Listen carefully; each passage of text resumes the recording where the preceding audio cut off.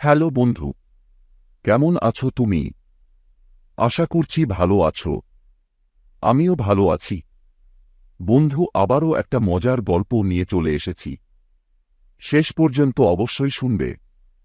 চলো শুরু করি। এক ছিল খেকশিয়াল। সে একদিন এক মোরগের কাছে গিয়ে বলল, কি ভাই, কেমন আছো? আমি ভালো আছি। তোমার কি খবর? আমিও ভালো আছি। কিন্তু শিয়ালটা নিজেকে খুব চালাক মনে করতে। সে মনে মনে ঠিক করল যে আজকে সে এই মোরগটাকে খাবে। সে মোরগটাকে কথার জালে ফাঁসাতে চাইল। সে জিজ্ঞেস করল, আমার খুব কৌতূহল হয় যে তুমি তোমার বাবার মতো অমন ভালো করে গান গাইতে পারো কিনা।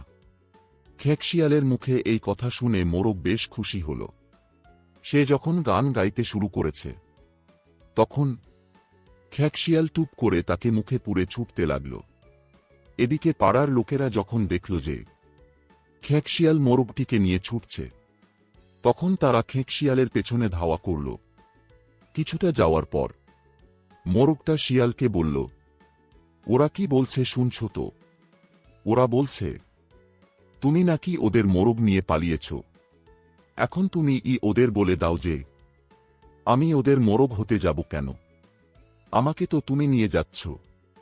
তুমি এটা ওদের জানিয়ে দাও। খেকশিয়াল মনে মনে ভাবল, মোরগটা তো ঠিক কথাই বলেছে। ওদের এখনই জানিয়ে দেওয়া দরকার যে মোরগটা এখন আমার, ওদের নয়। এই ভেবে সে যখন চিৎকার করে ওদের এই কথাটা জানাতে গেল, তখন মোরগটা খেকশিয়ালের মুখের ফাঁক দিয়ে গলে সোজা উড়ে গিয়ে একটা গাছের ওপর বসল। তারপর খেকশিয়ালকে বলল, তুমি বাজে কথা বলছ। আমি মোটেই তোমার নই, আমি ওদেরই। খেকশিয়ালটা গাছের তলায় দাঁড়িয়ে তখন খুব আফসোস করতে লাগল।